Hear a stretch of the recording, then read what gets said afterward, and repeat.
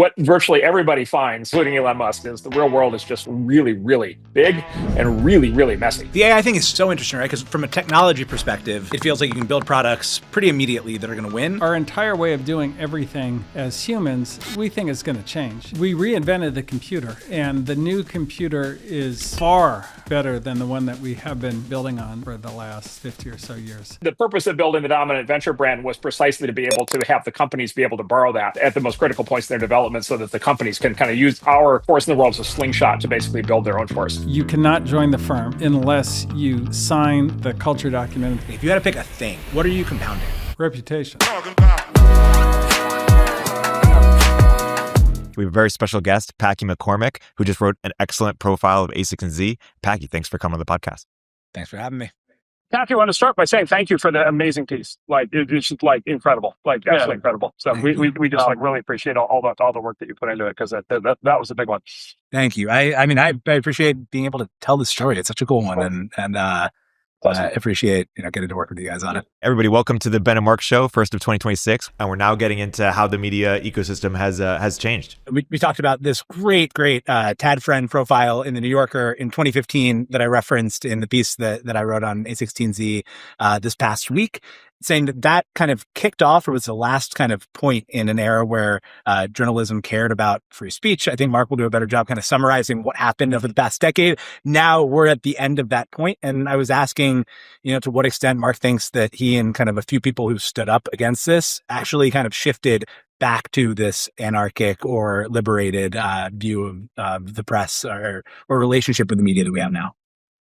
Yeah, and I was just saying, I think you could describe what's happening kind of going forward, the information environment being, you could use kind of three words. You could say uncontrolled, it's maybe the neutral word. You could say anarchic as the negative word. You could say liberated as the positive word, in terms of freedom of speech, freedom of thought, and I would say at least in the US, I think generally on the internet, and then, we can talk about what other countries are doing, but at least in the US, we're clearly entering a much more free speech world.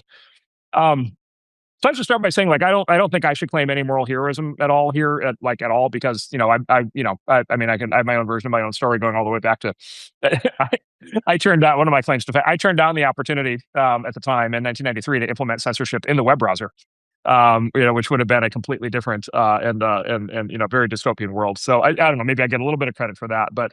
I think for the last decade, I was kind of on the same ride as everybody else, and I've been on the Facebook board since 2007, so I kind of went through the entire kind of crazy roller coaster that company went through over the last decade, and then we've been involved in lots of these companies. I was an angel investor in Twitter, angel investor in LinkedIn. They both became kind of key parts of the censorship machine at certain points, and so I don't want to claim huge moral heroism. I do think a couple things. One is obviously Elon's purchase of Twitter, obviously was a gigantic turning point. I also want to give just enormous credit to the Substack guys. And there we're very proud because we were the original investor and we're the largest outside investor in Substack. And I think they did a really, really great job holding the line on freedom of speech and I would tell you, under enormous pressure. And especially took a very consistent and totally principled stand on it. Yeah, that's right. And they got, I don't know if people remember this or not, but I mean, they got really lit up, by a lot of the sort of, anti-speech forces for, the whole litany of, kind of standard accusations of just being absolutely horrible. And yeah, they stuck to their principles the whole time. And then they, at least with Elon, it acts like he's Elon. And so when he wants to go to war with somebody who's trying to get him to censor more, he does it in a very kind of public, visible and forceful way.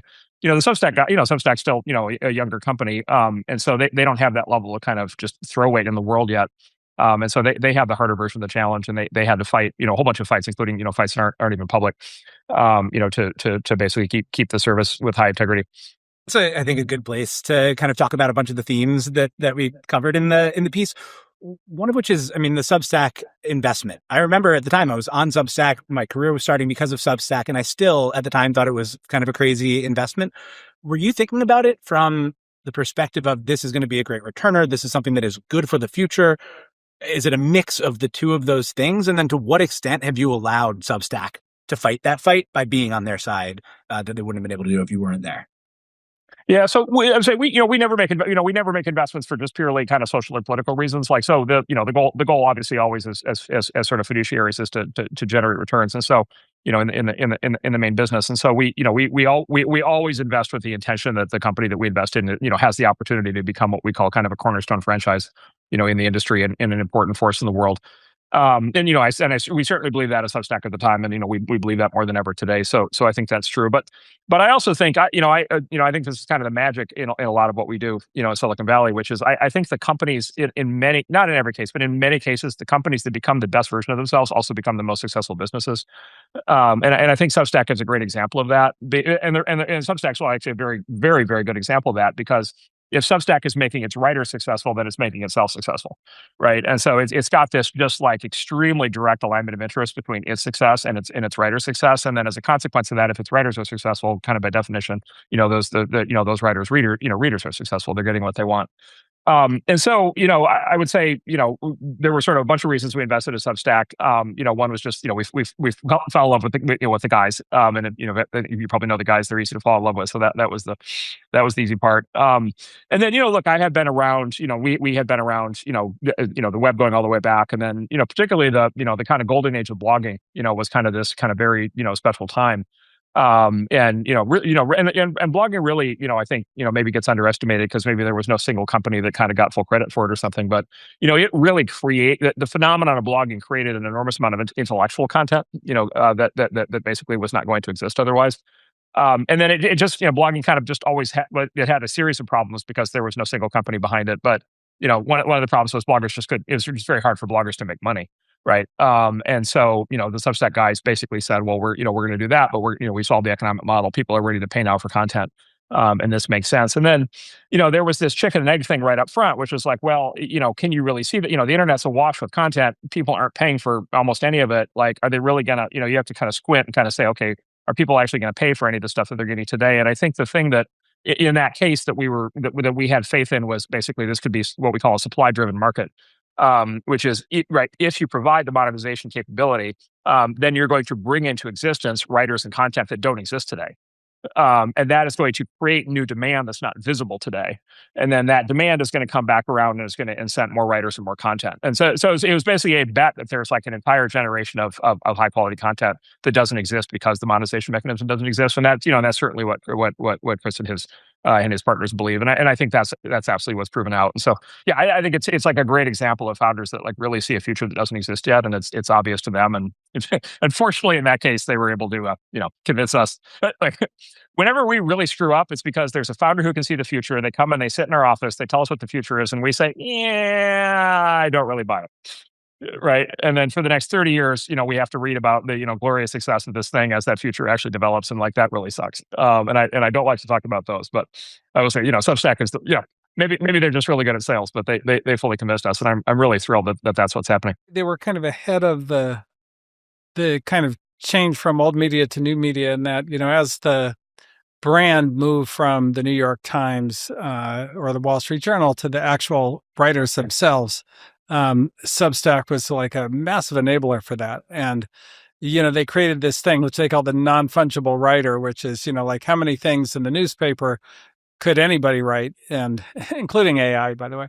And, how much is like truly like interesting and valuable. And they really wanted all the truly interesting and valuable things to be able to build their people, to build their own brands and their own businesses on Substack. And that also turned out to be very true. Yeah, and that was where, Hamish in particular, right, turned out to be really critical on their team, and he and I had a conversation early on this where, I was like, well, I don't know, are these people ever going to leave their publications? Are they ever going to actually write content that's, when Substack was gearing up, it's when, in my view, the press kind of became this kind of extreme and negative monoculture. And so I was like, all right, you got, because he's like, you got all these writers kind of trapped at these places. And I'm like, well, are they really trapped? Like, are they in jail, or have they built the jail? Like what, if they leave, are they going to be any different? And he's like, look, if their only option to basically put food on the table is to work for a publication that basically, requires them to write a certain way, then they're going to write that way, because they need to pay the bills. But he basically said, I guarantee you that there's a lot of these folks, where if they had an independent path, they would take, they would be thrilled to be able to, maybe break themselves out of jail. And they would be thrilled to, write about things, from different angles. and have different takes on things. And, you'd see this basically this liberation phenomenon take place, where you'd have actually many different kinds of voices even coming from people where you wouldn't expect it based on the work that they did for, the New York Times or whoever. And of course, he was 100% right. You can see a world where, because it attracts kind of all of the best writers from all of these different places who can build their own businesses, Substack becomes 10 times larger than any of the media organizations that it replaces. I love the email that you sent to Ali at Databricks, Ben, where you talk about the fact that, the business was underselling itself. He was underselling the business, and it was going to be 10 times bigger than Oracle, so $2 trillion. Yeah, I want to understand like the mechanism of that. Like, do you think that happens every generation, that the new companies are 10 times bigger? Why does that happen? Is it just software? So on that one, it was actually pretty simple, because if you compared the on-premise software companies to the cloud software companies, so compare PeopleSoft to Workday, or compare Siebel Software to Salesforce, the cloud version was just 10 times bigger.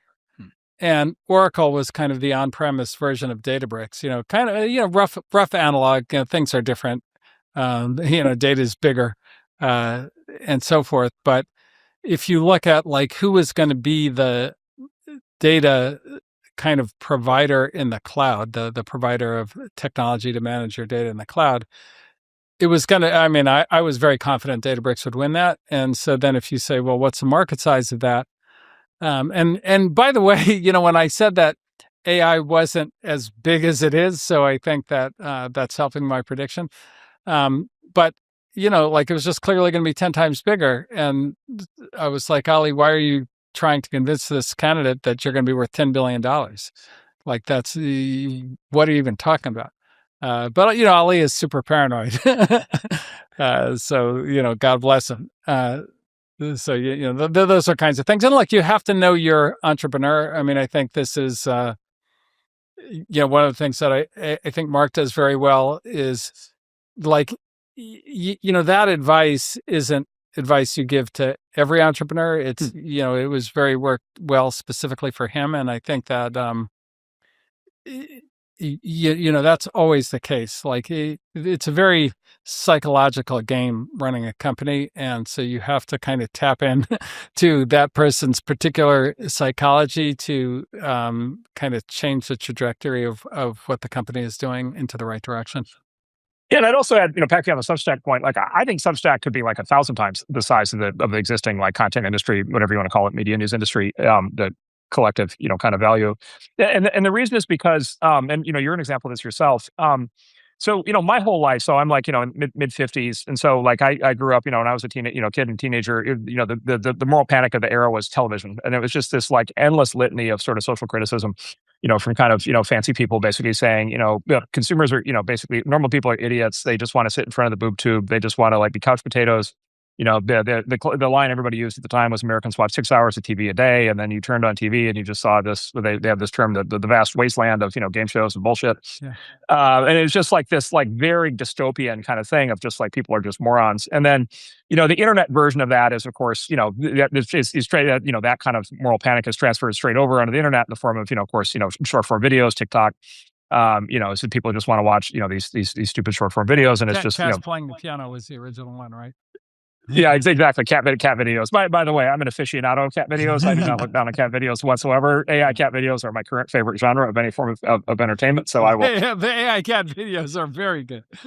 I will. Yes, Ben can confirm. I send around a lot of AI cat videos. However, there is an enormous market for just like mass media, just for like whatever game shows or sitcoms or soap operas or their modern versions of those. And there's a giant mass media market for cat videos, but. This goes back to this idea of supply-driven market. There's also, I think, just like enormous latent demand for actual smart, high-quality stuff, and particularly in media and in every kind of media. And I think the issue is not lack of demand. I think the issue is lack of supply. Because like this kind of goes back to kind of consumer marketing 101, which is people don't know what they want until it's given to them, right? Nobody ever asked for a Macintosh. Nobody ever asked for an iPhone. Like these things had to be designed and built, provided on the supply side before the demand materialized. And then the demand, of course, turned out to be far higher than anybody expected. And I think that same thing is exactly true of media. I think a great early existence proof of this was the success of long form podcasting. which is, I remember my early conversations with some of the early long form podcasters, and they're like, it's the strangest thing we've ever seen, because everybody tells us that the consumers have short attention spans, but people are literally watching 3-hour podcasts, and we get the analytics, and people are watching all the way to the end of the 3-hour podcast. And so I view this very much as like, this is one of these classic markets that's a barbell, which is, you have a certain amount of whatever, just, whatever, mainstream, sort of mainstream, whatever, filler, whatever on the one side. But you have this massive sort of untapped market for high quality content in basically every domain. And they're just, and then again, technological transformation. The existing structure of the media company was a structure that was designed for a world of centralized media. You need a new structure today, and of course that's why we're so high on Substack. But yeah, when we look at Substack, it's the exact same thing that you were just talking about Databricks, which is like, wow, this thing could be orders of magnitude multiples larger, than anything we've seen so far. And frankly, I think we're starting to see that. So implicit in kind of the fund sizes that you raise is some kind of view on how big the future is going to be, or how much of the world technology is going to eat over the next decade or so. What does 15 billion say about kind of what the world looks like in a decade, and how many Substacks there are that are much bigger than whoever they're replacing? Well, I think that we reinvented the computer. And the new computer is far better than the one that we have been kind of building on for the last 50 or so years. Well, really longer than that, but 50 in earnest. And, so there is not, we talk about this all the time in the firm, there's not a problem that we can think of that you won't be able to solve with AI. So like almost every problem in the world, and from cancer to transportation to massive fraud in the U.S., you just name a problem in the headlines, and we're like, oh yeah, we can solve that. And so it's kind of the reinvention of everything. So like all our entire way of doing everything as humans, we think is going to change. And so, I would view it as 15 billion to start for us, because there's so much to do, and there's so many things that are going to get built. And, like some of it is just timing with the entrepreneurs, but we think the number of entrepreneurs is going to multiply as well, because the kind of the ease of going from an idea to a really fantastic solution and a fantastic product is just going to be so much simpler. Because, one of the things that AI is best at, of course, is kind of building stuff. And so, yeah, it's just a very unique time in kind of the history of the world.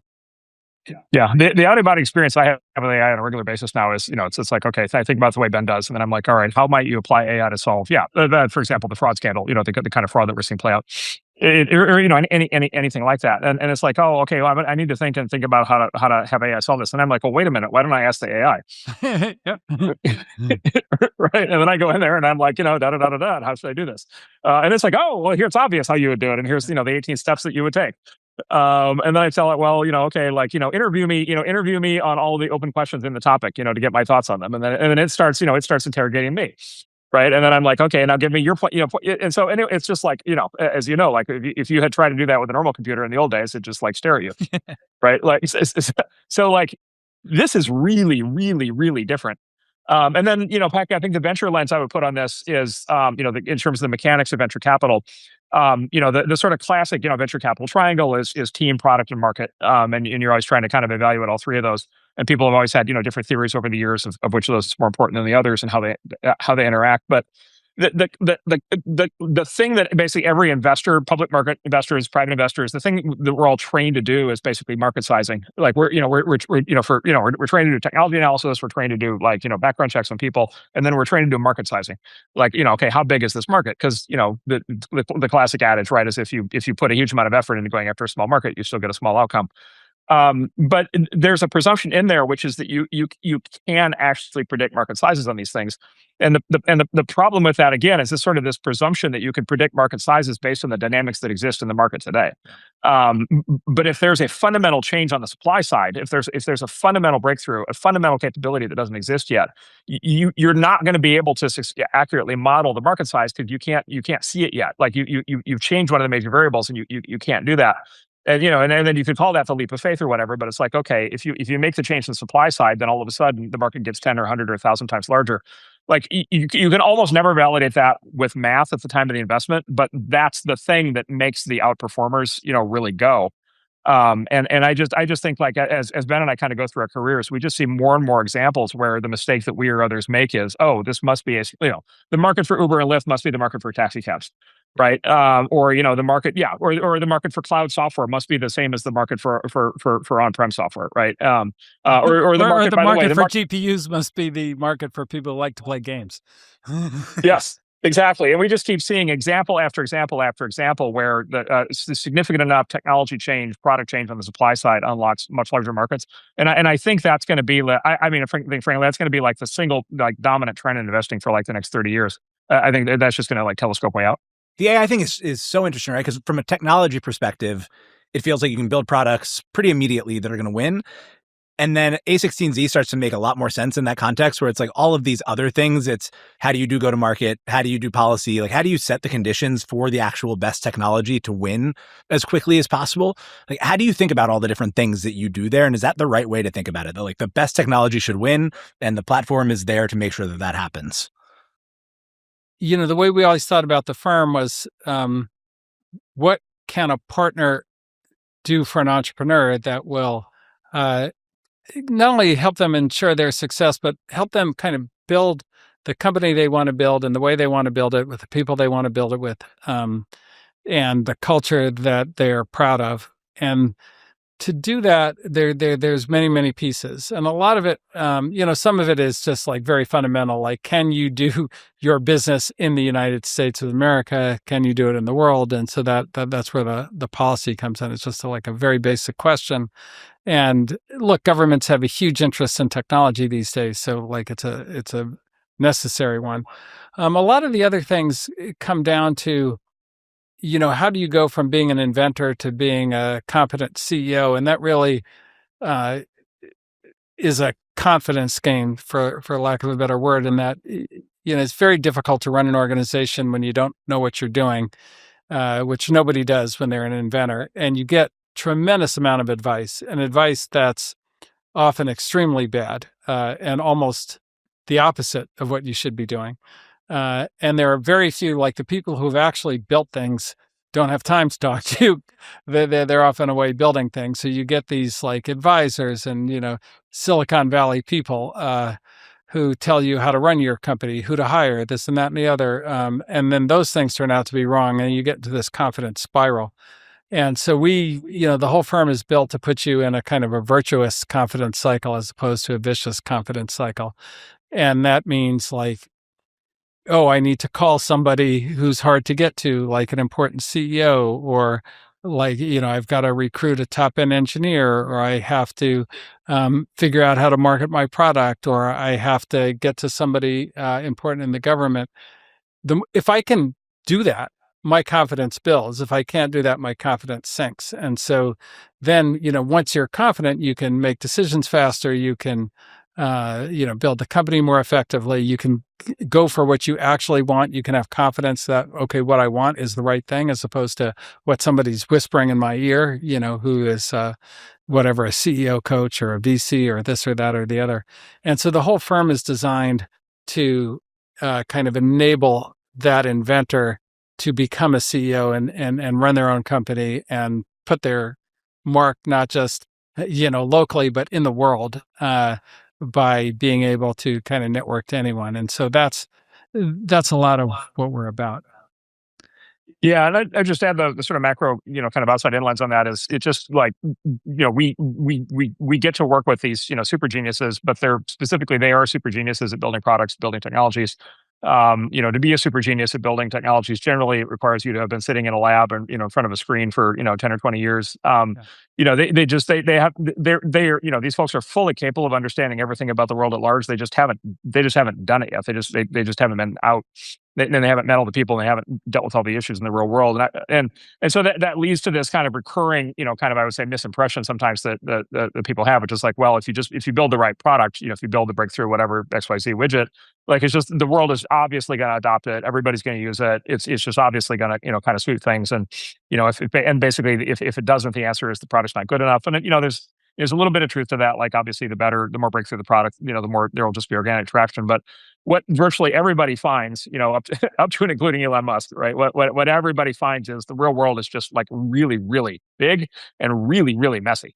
Right. And there are, 8 billion people out there with like opinions that are not necessarily, your opinions. And, many of them have a real vote as to what is going to happen with your product and with your company, including whether anybody buys, your thing or, all of the X factors that kick in, all the different ways that, people are going to come and try to, cripple what you're doing. Or maybe even worse than that, just ignore you. Right.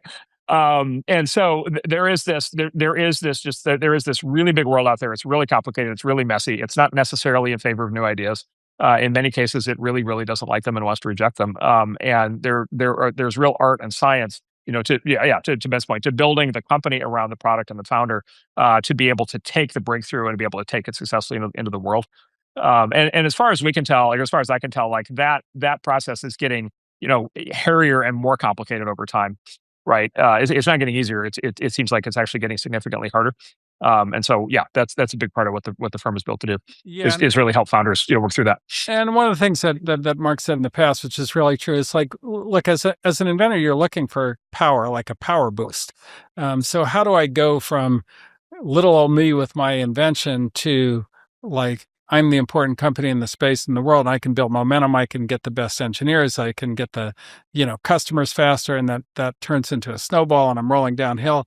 And so the whole firm is designed as like a very powerful entity that you can just tap into and, take our brand, take our connections, take our expertise and become extremely powerful very fast. Yeah. And by the way, this is the solution to the puzzle that people have had about us for a long time, which is, wow, it seems like those guys are like, awfully promotional. They do all this marketing stuff. They're doing all this politics stuff. They must be doing this for ego reasons. They must be really full of themselves. This must be about, talk so much shit. They talk so much shit, like the whole thing. And at least, and maybe it's possible we talk too much shit. I'll let other people judge that from time to time. Maybe. However, from the beginning, the goal was to build the purpose of building the dominant venture brand was precisely to be able to have the companies be able to borrow that at the most critical points in their development, so that the companies can kind of use our force in the world as a slingshot to basically build their own force. And I think that's worked really well, and that's why we don't shrink back from a lot of these things. Yeah, I wanted like just squeeze something in and then get right back in this conversation. Talking too much shit is so interesting, but I really love, I think the thing that impressed me the most when I started working with the crypto team was seeing never take the negative in person and like never talk shit on a technology, never talk shit on a founder, never talk shit on a company. Like, how do you even train for that? Because that really, really impressed me. Well, we train for that. Yeah. We train for that. So we have a culture that is written culture that you cannot join the firm unless you sign a document, the culture document, that says you will adhere to this culture. And then you must sit through 1 hour with me, understanding the culture. And fundamentally on that, our whole point is if you want to do something larger than yourself and make the world a better place, we are 100% for it. And we do not care. Like if in the moment we think you're making a mistake or like the idea isn't good enough, and it doesn't matter if we invest in you or don't invest in you, we're for that. We are dream builders. We're not dream killers. We're not here to be like the analytical smarty pants who makes ourselves look smart by making somebody else look stupid.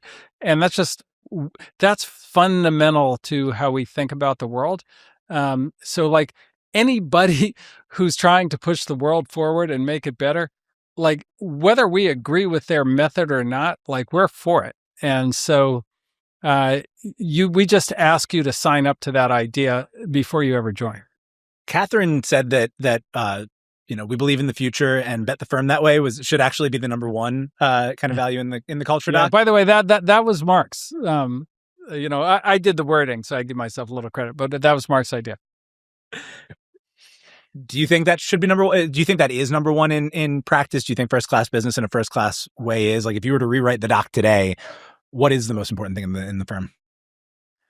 Well, look, I mean, the culture document is 7 things that, and the culture is more than that. Every culture is more than seven ideas and kind of 7 sets of behaviors. But those are the ones that, all 7 of them, that we really expect everybody to live to. So I don't know if I rank them in that sense, because they all go together. They're part of a single thing. So, we believe in the future means that we believe in the people who build the future, which means we're not going to criticize them, which means, we're not going to be on the attack side of that. We're never going to attack the future. We're going to try and make, there are going to be problems with how we build the future, but we're going to try and make it the best future we can. We're not going to try and live in the past. And so that you can't do that if you're attacking entrepreneurs all the time. You can't do that if you show up, an hour late to meet with somebody who's trying to build a company. You can't do those kinds of things. And so every part of the culture, I think, is in support of, we want to build a better future. Like, that's why we're here. Haber, in his piece, Firm Kind of Greater Than Fund, talks about, a firm as something that tries to build a compounding competitive advantage. And he points to one thing for Apollo, one thing for Goldman. If you had to pick a thing, what are you compounding? Like, what is the competitive advantage that you're building over time, do you think, here? Reputation.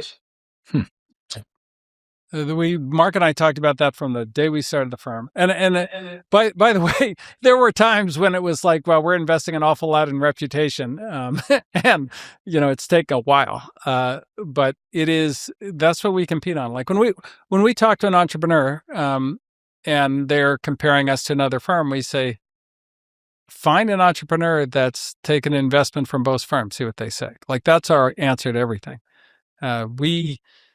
We build reputation. Every relationship matters. Everybody who we touch, we try and touch as many people as we can, and we try and represent in the very, very best way possible to build reputation over time. And that compounds and compounds and compounds across entrepreneurs, across industries, across sectors, across, everybody from, people in the government to, people in companies that we don't invest in, anybody who is anywhere in the world of technology. We want them to know us, and we want them to think of us as the best firm to do business with.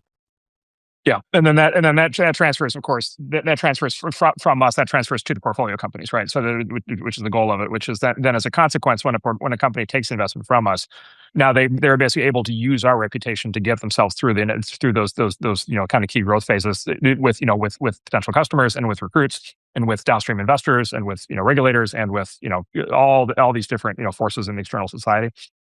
So the reputation pays off not just for us, but it pays off in the form of what our portfolio companies are able to do as a result. So having done this for 16, 17 years, like, are there things about building and transferring reputation that you've learned that are not obvious? Because to me, like, it would almost seem that it's a battery. And if you give it to one company that messes it up, then the whole thing kind of falls apart. But actually, maybe it's like love to be like super cheap. Like, it just grows the more you give it. Are there other things like that you've learned?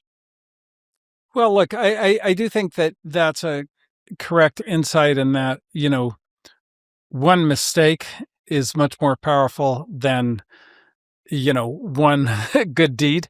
So, one person being obnoxious, who's in the firm or lying to an entrepreneur or doing something like that causes much more damage than you can do by doing that correctly, 5 or 10 times. Which is why you have to be so vigilant about it. Like, you cannot tolerate that kind of behavior. But I think that the biggest thing that I've learned is it takes a long time to build a reputation. But once you do, it's the most powerful thing. It really does compound. And just to give you an example, look, when Marc and I raised Fund 1, it was a $300 million fund. I think it took about 6 months to raise. We had a lot of meetings. I can't count how many meetings. Some people did not treat us very well, as Trump might say. They didn't treat me well at all. Very badly. And, this raise, which was $15 billion, when we actually raised the fund, I think Marc did one AMA and I did one AMA. And I don't know that I took another meeting on this fundraise. And it was done on the reputation. And so that's a heck of a change, And look, a lot of, not that we talk to our investors all the time. I mean, I've been all around the world building relationships and so forth. But when we came to ask for money, it was raised entirely on the reputation. I think, Packy, the external environment has changed, enormously. And so, we've lived this, as you have and many others, this incredible transformation where tech both is like much, much, much larger and more central now than it was in 2009 when we started, but also, the level of, let's just say, engagement on the part of the world tech is, the level of intensity on everything from, attacks, criticism, by the way, completely justifiable questions, impact on society, the intensity level is, I don't know, it's like 1,000x of what it was 16 years ago. And so I think, I think to your question, I think we've really tried to kind of rise to that. On both sides, like we're really trying to help these companies get to levels of scale that nobody ever thought was possible before. But at the same time, we're trying to help them deal with pressures that previous generations of founders, generally didn't have to deal with. Yeah. You seem like you uniquely, maybe of anybody that I know, have fun taking, engaging in these conversations. And I wrote about it a little bit in the piece, but like kind of stepping outside the situation and viewing it. I don't know, like what goes on in your head in these situations? Like, are you having as much fun as it looks like? Does it take a toll ever kind of like taking the arrows? What does it feel like in these? Yeah, Ben. Why don't you? Yeah, Ben will give the rational response. I would say it's. I mean, it gets emotional from time to time, right? Because you know what goes into building these things, and you know the intentions of the people building them, and like the kind of impact they have on the world, and then to just get like. And a lot of the attacks tend to be in the form of character assassinations and so forth. And now everybody thinks Marc's Jewish, just so they can attack him more. It turns out people love to attack Jewish people. So I welcome him into that. My new name, Packy, is in certain political circles is Andy Andy Horowitz, because people think that people think and the swamp fringes of the internet, people think Andreessen Horowitz is a Jewish person. Yeah, and so I now introduce myself as. Yeah, I didn't have that in my Twitter bio. My real name is Andy Horowitz, but and I am Jewish, but I took it down. Yeah, but I would say mostly it's just like it's an amazing. It's just like an amazing thing, an amazing privilege to kind of be in the center of it all.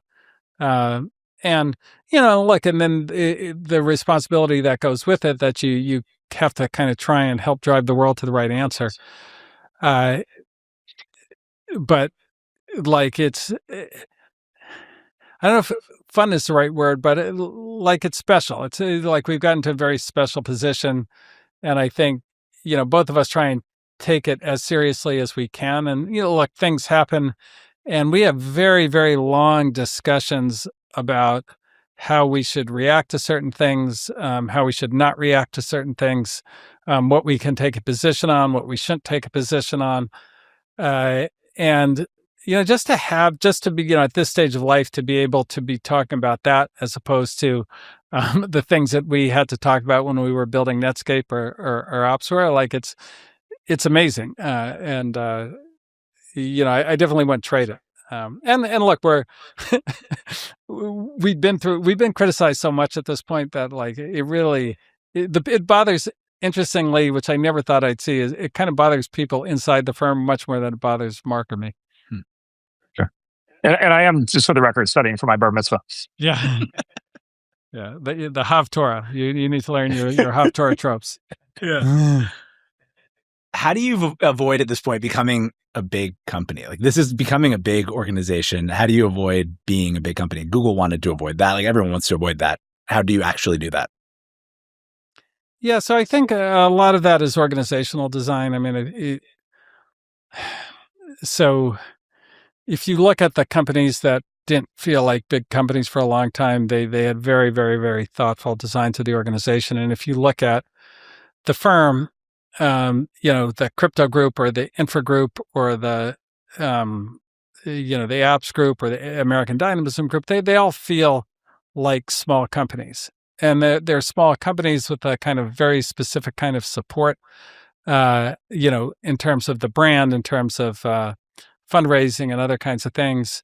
But the fundraising team is a small group, and so every group is very autonomous from every other group. Like there's integration points, but they're very simple. And so for the most part, there's some that are more complicated than others. And so that's what makes it. The beauty of a small place is you can just get shit done. The beauty of a big place is you're very powerful. And so we try and kind of blend those two. We took a lot. Marc and I borrowed a lot. Early on, we really studied Hewlett-Packard, which the original Hewlett-Packard, before the computer business kind of swallowed the company, was very much like this.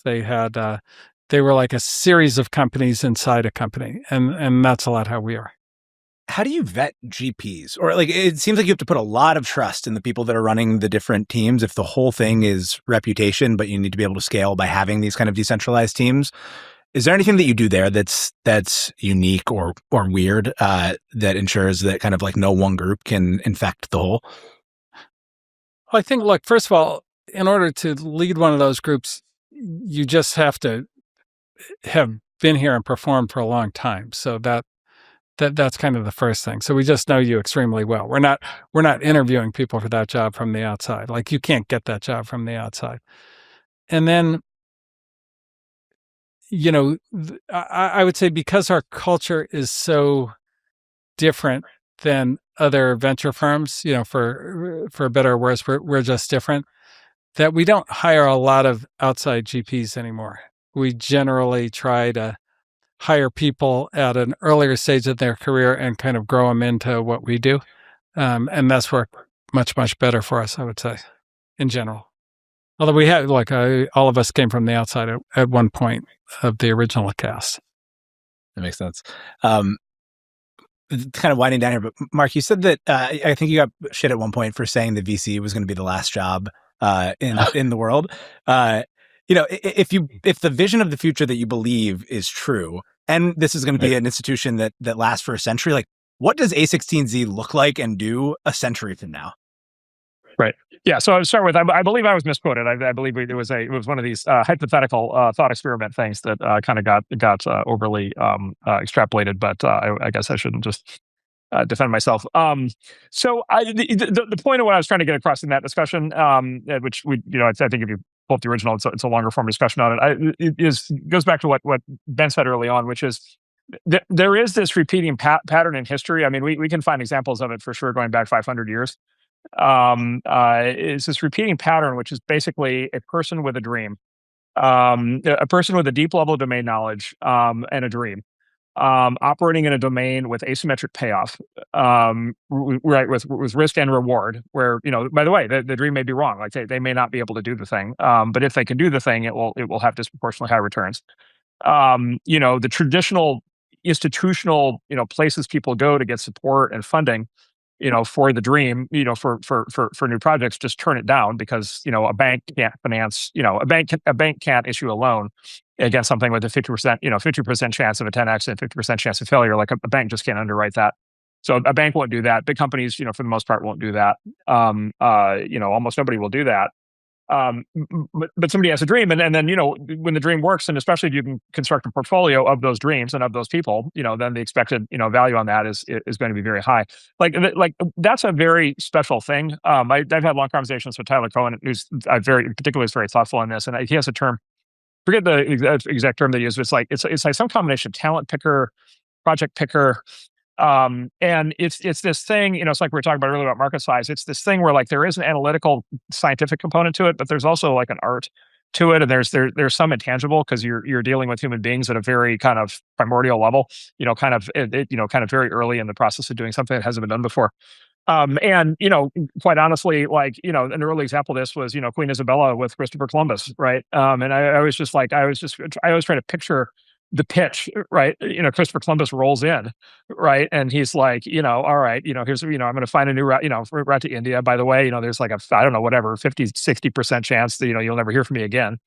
And, maybe I've, died 2,000 miles away from Spain. Maybe by the way, maybe I just like ran away with the money. It's not like they had Interpol in those days. Yeah. And I'm going to go do that. And then by the way, the fact that bet paid off, but like that like it, the whole idea was wrong. Yeah.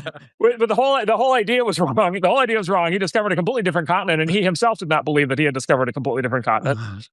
Right. And I don't even know that Spain was the main beneficiary of that in the long run. Right. Like, and so like, but like, like she funded it and like, wow. Right. Yeah. And then there's a very similar gold.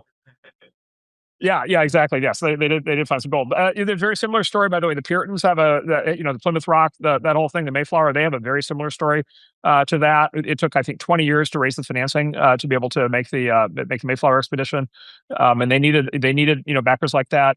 We always talk now about in the venture industry, the whaling industry 400 years ago. It operated in a very similar way. The movie industry has always worked this way. The book publishing industry has always worked this way. By the way, politics has always, worked. Political campaigns work this way. That any new future president starts out as a long shot. Somebody bets on them, and so there's this intangible that has to do with making these long dated bets with very uncertain outcomes and with high failure rates. And I mean, like I think what I said in the original interview is like, look, if we can have AI do that, like God bless. Like I'm gonna hit the beach and like it's all good. But I guess maybe make the following claim and see Ben, what you think of this. The intangibles seem to be becoming more important, not less important over time. It seems to be becoming more like an art and less like a science as we go. Would you agree with that? I definitely think that's right, because history is a bad guide. So you can't, like, the interesting thing about VC for me, probably the biggest lesson is you got to be very careful about a highly trained neural net, because that's when you make the mistakes, because things change. And I would say things have changed more rapidly. Like the thing that we never thought would ever go away is the mythical man month. 9 women can't have a baby in a month. Well, with AI, you can. With the software. Yes, software. It's a metaphor for software. It's a metaphor for software. Yes, exactly. Yes. Sorry. So in the old days, right, like no matter how many engineers you put on a team, you still, more engineers would actually slow down the project as opposed to speed it up. But now, so you couldn't throw money at a problem. You couldn't throw money at somebody's technological lead. You'd have to do something different. Now you can throw money at it.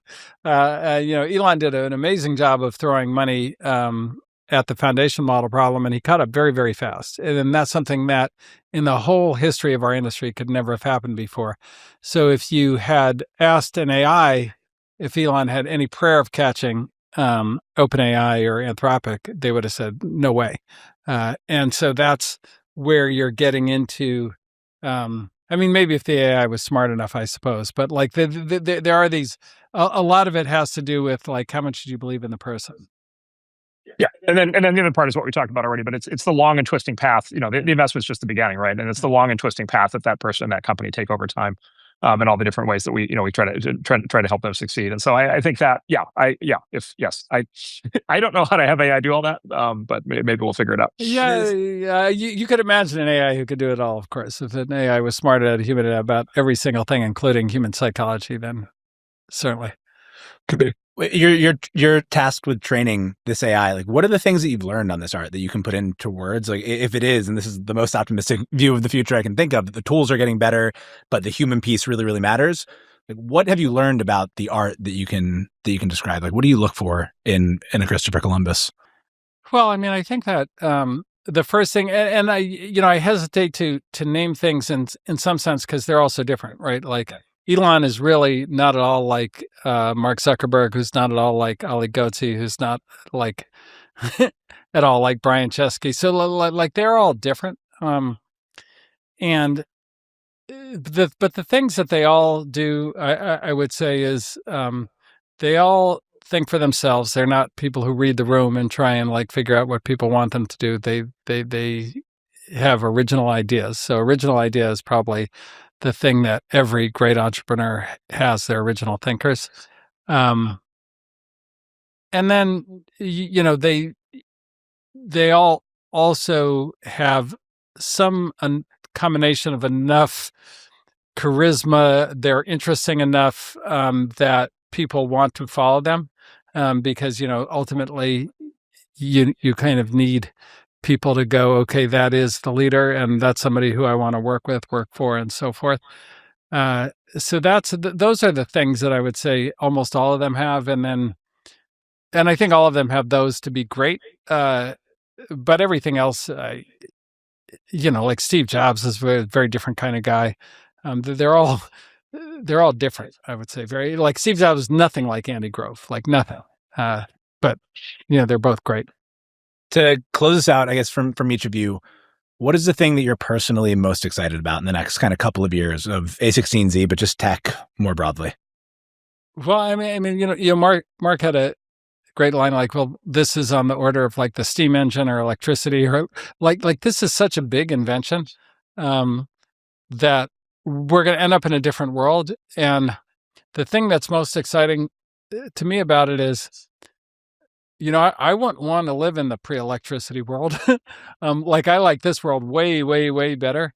And so I think that like odds are we're going to get to a world that's just way, way better than we can even, we can't even get our heads around it, which is why it freaks people out. Like all these stuff that we have to do and so forth that we've just learned to live with that sucks, isn't going to be required anymore. And so what does that mean? What do we think of then? Like, what does life become? It could be, super exciting. Now, the one thing with humans that's a little messed up is, if that takes us too far away, like one of the, too far away from some grounded purpose about, and beliefs and spirituality, then, you can attach on to some dumb stuff. So, that would be actually my only worry. But I think life, just the quality of life for everybody is about to get like way, way better than it's ever been. I'm excited about the Zoomers. I am. Yeah. All right. I am psyched for the Zoomers. I was with a founder team the other day, and who were Zoomers, and I was explaining to them, why the Zoomers are so much better than the millennials and why they're going to save us, and like the whole thing is going to be great. This is so great, and of course they're just like staring at me like I'm speaking Greek because like they did, they experience, they just think like millennials are like old farts that are like completely out of touch. Yeah. And of course, us Ben and I are Gen Xers, we might as well be Stone Age. And I was like, but I was like, this is what's so great about the Zoomers. Like they just like it's the post that I would describe it as 2015 to 2024 it was a very, very strange period. And a lot of just things got really weird. And the Zoomers are the generation that basically was on the receiving end of that. And they're at least for the Zoomers we get to deal with, like they're just not having it. And they're not walking around feeling guilty about everything all the time. They're not feeling like they have to like deny that they want to be successful. They don't have any of the moral, kind of hair shirt stuff. They're just like they're if anything, by the way, they were Gen held X by it was all. like that too. Gen X kind of let go of all the craziness of the 60s and early 70s. Yeah, that's right. You're right, exactly. Gen X was the reaction to the boomers, in the same way the Zoomers are a reaction to the millennials. And so the Zoomer founders that we get to deal with, my view is like it's the best, most competent, most capable. By the way, they're just like incredibly well. They come in all just incredibly well trained and educated because they grew up online. They've seen 1,000 hours of YouTube videos from all the great people in tech talking about how to do everything.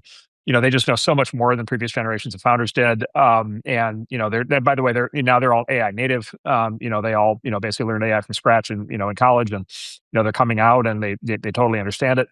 And they're just like tremendously fired up and like completely, they wear their heart on their sleeve. They're like they're going to build something. They're going to build something great, and they're completely unapologetic about it. They're very forceful. They're very determined. I just think it's fantastic. I've been waiting this. Erik and Ben will tell you. I've been waiting for this for a long time. We may have to edit this out, but one of the things I do really like about the Zoomers, I haven't ever heard anybody say anything like, I'm going to do well by doing good. Like Exactly. they never fucking say that bullshit. No. And they None have of that a good stuff. sense of humor too. They're funny. Yes, they're extremely funny. Well, they're extremely funny. They get it. They live through. They were on the receiving end of just a tremendous amount of bullshit, and they're just not having it. And so it's just, I find it just like tremendously exciting to be able to work with them. And if I had total control over my time, it would be 100% spent with Zoomers. Well, I appreciate you spending an hour with a millennial. This was a ton of fun. Thank you for letting me write about A16Z, and thanks for the conversation. We're talking about all your future guests. Yes. Exactly. Becky, this was an excellent piece. Thank you so much for writing. Yeah. Good. Amazing. Yes. My pleasure. 100%.